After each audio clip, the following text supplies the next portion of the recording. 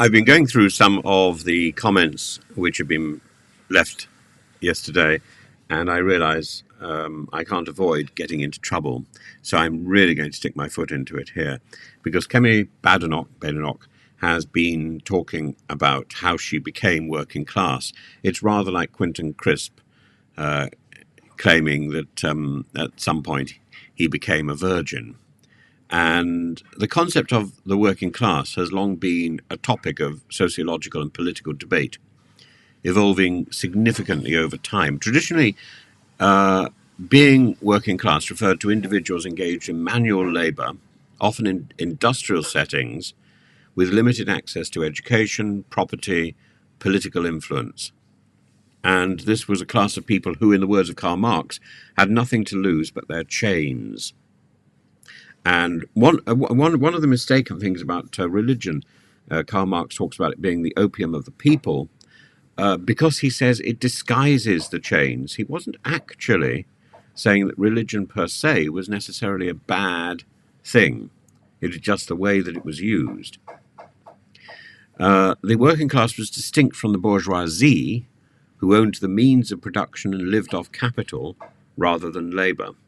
The middle class, of course, more recently, we've talked about the middle class being aspirational and designed by ambition. In the 19th century, the working class was defined by its economic position. The vast majority were labourers in factories, mines, workshops, farms, living often in harsh conditions, as we see, for example, in the novels of Thomas Hardy, Tess of the D'Urbervilles and so on. The vast majority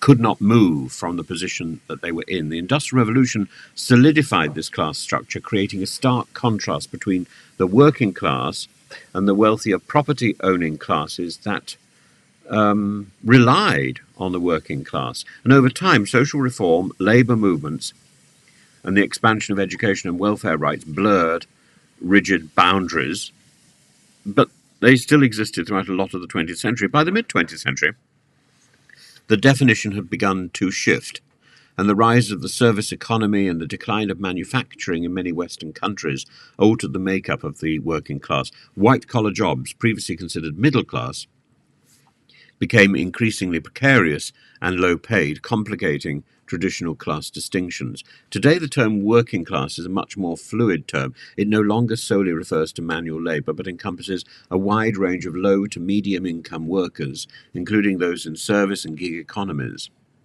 And with the erosion of stable long-term employment and the rise of underemployment, many argue that being working class is less about specific occupations and more about economic vulnerability and a lack of power. So, Kemi Badenoch's recent comments that she became working class while working at McDonald's exemplify this evolving narrative. Her claim is controversial because it conflates temporary low-wage employment with lifelong socio-economic status, and critics would argue that class is not something one can simply become through short-term job experience. Badenoch's background, characterized by middle-class stability and private education, does not align with the traditional concept of being working class. Whether being working class is inherited or a reflection of current earning power is a complex question. Historically, class was largely inherited, linked to one's family background and educational opportunities. However, economic mobility, though limited, allows for some fluidity. I can think of the wonderful play, The Grass is Green, Emily Williams' play about the miner who aspires to go to Oxford. That aspiration takes him out of his class roots. The contemporary working class is often defined by a combination of income, education, cultural capital, rather than just lineage. And Badenoch's attempt to frame her experience at McDonald's as a temporary descent into the working class raises questions about authenticity, about the patronizing condescension of her language, the performative aspects of class identity in politics. Can one try on a class identity through a job, rather like going in M&S and trying on a new pair of underpants? Or is it deeper and more enduring? tied to lived experiences of poverty, marginalisation, and a lack of opportunity. George Bernard Shaw, in his play Pygmalion, and then later, of course, in My Fair Lady, suggested that it was language rather than wealth or occupation or education or genes that was the true marker of class. In his view, class distinction was not just economic, but cultural, rooted in the way individuals present themselves and are perceived by society. Aspiration, self-improvement, education are ways individuals navigate these boundaries, yet they do not erase the structural realities that shape class. Today, aspiration has blurred class lines. Many people no longer see themselves confined to one socio-economic position, to the status in which they were born. Education, technology, and the media have democratized access to knowledge and opportunity, making the class structure in Britain more porous. However, the underlying inequalities persist, and for many, the path to upward mobility remains fraught with obstacles. And of course, it's complicated by having two systems working at the same time. We've got the British system of class, which is fairly inflexible, and the American system of class, which is based on money. And the acquisition of money is the acquisition of class. The loss of money is the loss of class. In the 21st century, the notion of the working class is much more complex, and therefore the notion of the Labour Party as representing the working class is a much more complex idea. It's more contested than ever. And while traditional markers such as manual labour and low income still apply, there are still people with very low income. The concept now includes a broader spectrum of precarious employment and economic instability, the security of a job.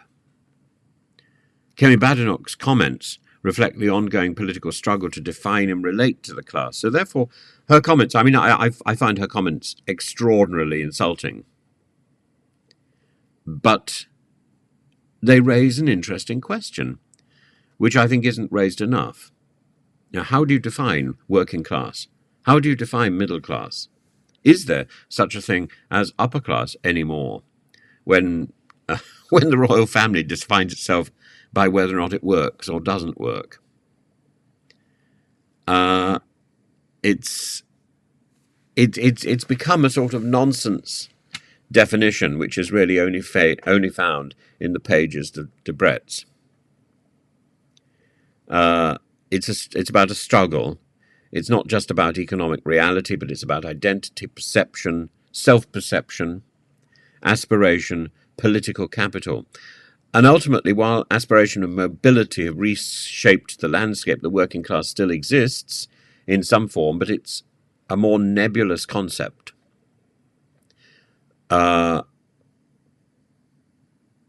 It's a concept that is new and evolving. It's not just a matter of income, but of cultural and social capacity and ambition. It's about vulnerability. It's about lived experience. And I think mostly it's about economic insecurity, precarity. It's about not knowing what will happen next.